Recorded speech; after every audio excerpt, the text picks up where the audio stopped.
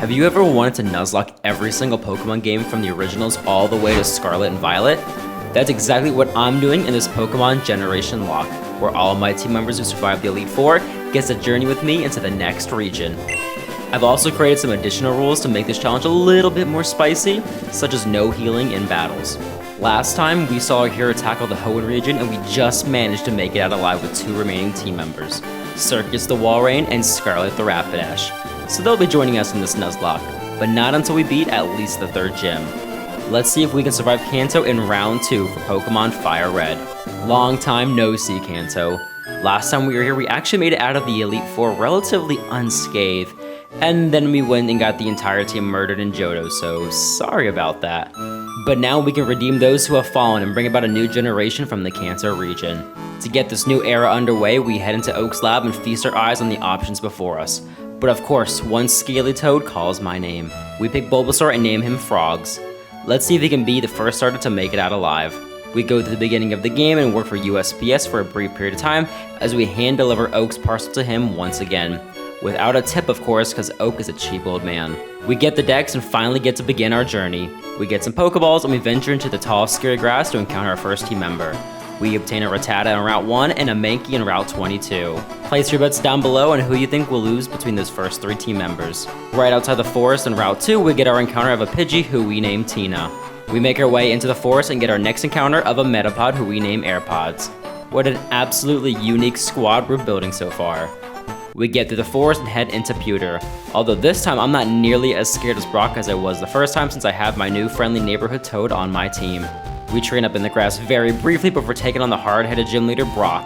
Beating him was super easy as we led with Frenzy and just let him do whatever he was born to do, which is, I guess, chopping rocks. We get the Boulder Badge as well as a TM for Rock Tomb. We head out and move out to the route to the east and begin the journey to the water city of Cerulean. On our way to Mount Moon, we pick up a couple of encounters as well, the static encounter for Magikarp and also the Route 3 encounter of a Jigglypuff. I don't plan to use these 2, but I guess if my team ever gets hungry, we know who to go after first. Sorry, Fishman and Puff Girl. Into the cave we go and get our encounter of a Zubat, which gives me flashbacks to when we lost Crobat and Crystal, so let's not talk about that. Through the cave we go and finally end up at the end with the Rune Maniac once again. We pick up the Dome Fossil and journey to the end of the cave. Outside, we teach Mega Kick and Mega Punch to Frenzy. These attacks definitely hit hard early game, so it's always a good idea to get these. Before entering into Cerulean, we pick up a Spearow as our encounter. It was also at this point that I decided to take an entire month break and not record any footage. So the following fight is a direct correlation to what happens when you haven't played a Nuzlocke in a while. But first, we use the Rocana we find laying in some dude's backyard to get Ivysaur. Then we head onto the bridge to fight Gary. I quickly find myself outmatched after missing some poison powders, so we end up having to sack off Jiggles and the Bat, unfortunately, so that we can get a clean switch into our Rattata so that he can also die a most painful death. Luckily, that was the end of the Cerulean Massacre as we make our way through the rest of the battle with ease. We are now ready for the Nugget Bridge after we release the Fallen, and I use this term loosely, team members to the wild. So long, you bums. We make our way past Nugget Bridge with no problem and find ourselves at our next encounter on the route right next to us, where we get a repeating encounter of an Oddish to join the team. For some reason, they always seem to find a way onto my squad. Maybe I should just use it finally. We battle through the route ahead and make it to Bill's house, where he was transformed himself into a Pokemon once again. Some things never change, do they, Bill? We help him out and get the SS ticket for our assistance. At this point, I thought I was ready to take on Misty, but I wanted to evolve my Pidgey, Tina, first. We do this and get Oddball the Oddish up a couple levels as well. Now it's time for the real oddball of the Cerulean sister crew, Misty. Also, I pick up a Weedle named Harry on the route next to Bill's house, but he is absolutely not important, so I almost didn't even mention him. We lead with Frogs, the Ivysaur for Misty, before switching to Tina to deliver the final attack. Honestly, a pretty simple win for us. After getting the TM for Water Pulse and the Cascade Badge, we find ourselves in the following route down below, where we get a Meowth as our encounter and also leave Harry, the Weedle, in the daycare. And I apologize for this right now, Daycare Man, but I'm just absolutely not coming back for this Weedle, so he's yours now. Have fun. We make our way to the route above Vermilion, where we encounter no encounter. How sad. We do, however, get to talk to an old man about a Pokemon, so we can get the bike voucher. That way we can check that off my to-do list. We also pop into Diglett Cave and get a Diglett of our own, who we name Holy Moly. We also pick up an Ekans and the route to the east before making our way onto the ship. The ship ends up being, as a whole, pretty underwhelming as we continue to train up our way to Lieutenant Surge. But as long as I had Diglett, I was in pretty good shape, assuming that I can get through Gary without any issues. Once we get to our rival, we take him out without too many issues. We head inside the captain's quarters to give him a quick back rub before we get the HM for Cut. Now we have access to the third gym. We teach Cut to Diglett and head inside to begin the most daunting task of the entire game: finding these damn switches. After a few attempts, I managed to find the 2 correct trash cans, and we head inside to take on the electric type gym leader. We lead with Diglett, but he ends up getting badly injured against the Voltorb, so we're left to finish the fight using Frenzy, Frogs, and Oddball since Tino is basically useless here. We go for Frogs and take out the Pikachu before taking out the Raichu. Now this is where things got a little bit scary as we got paralyzed, and he was getting some double teams off as well.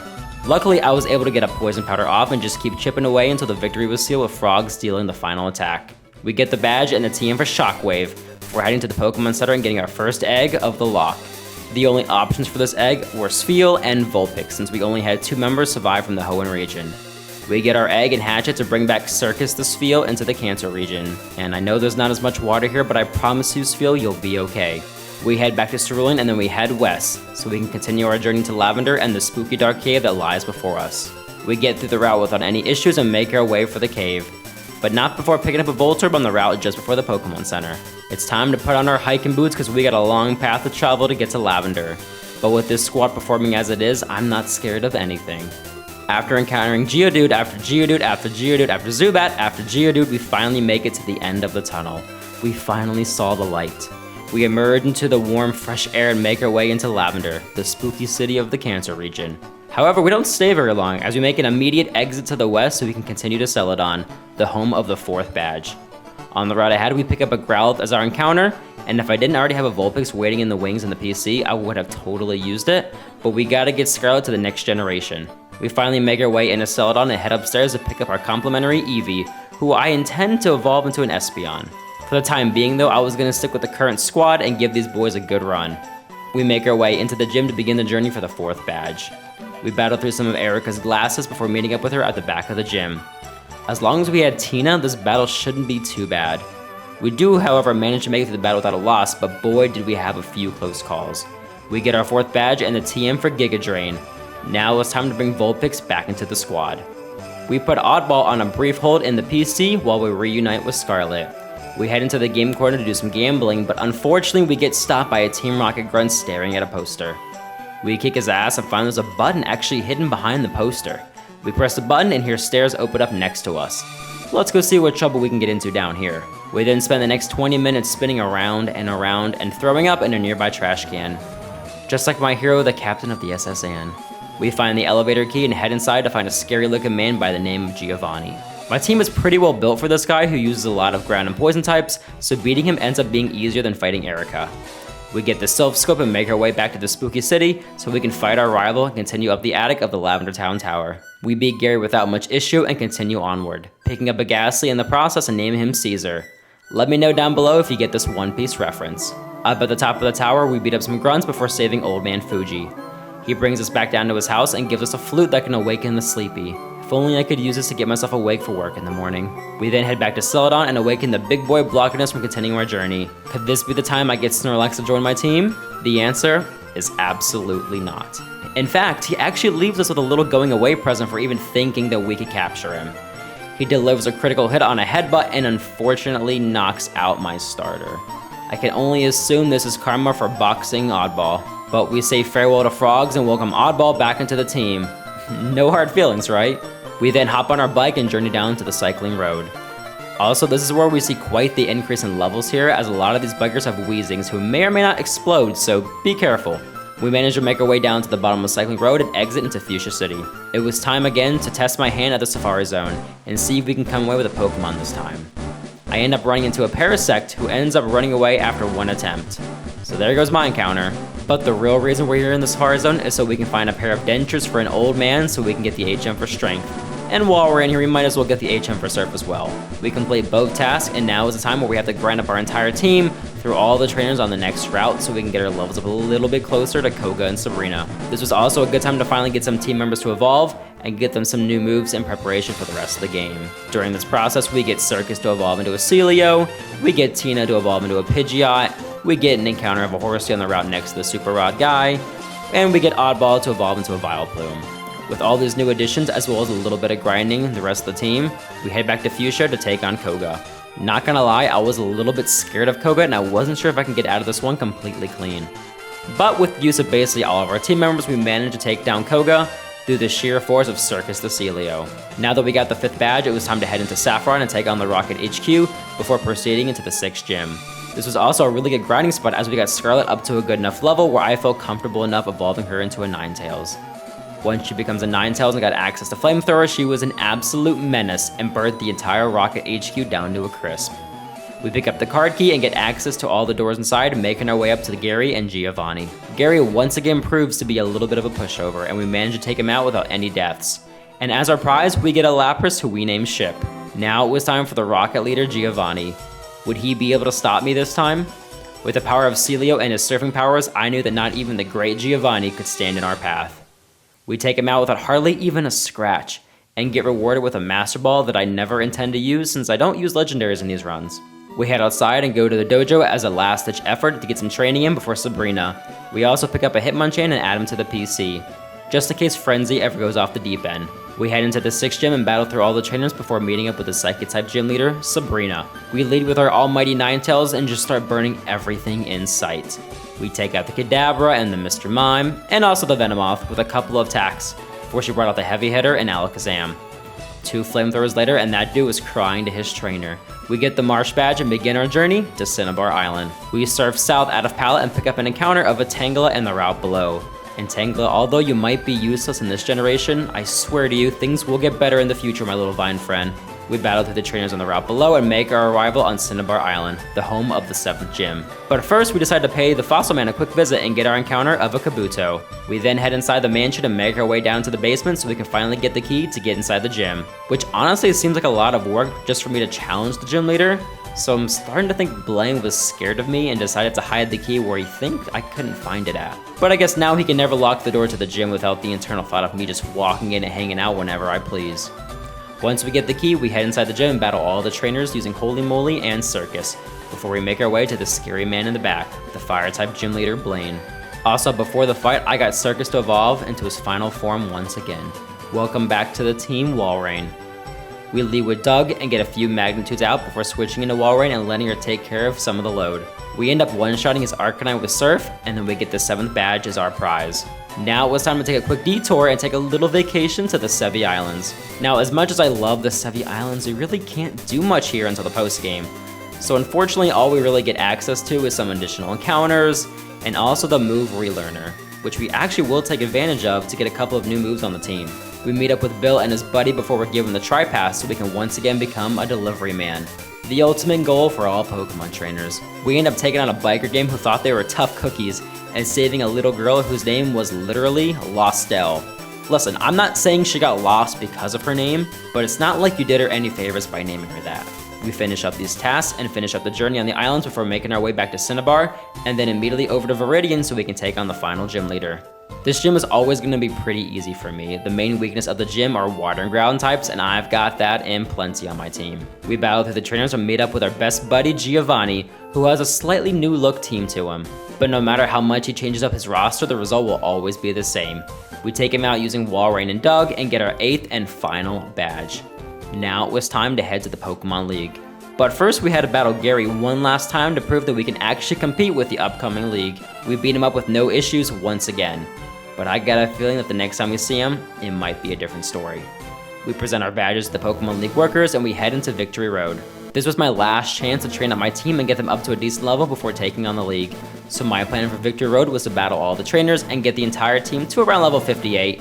That way we can stay below the level limit of the champion. This took an extremely long time for me since my team was a little bit underleveled.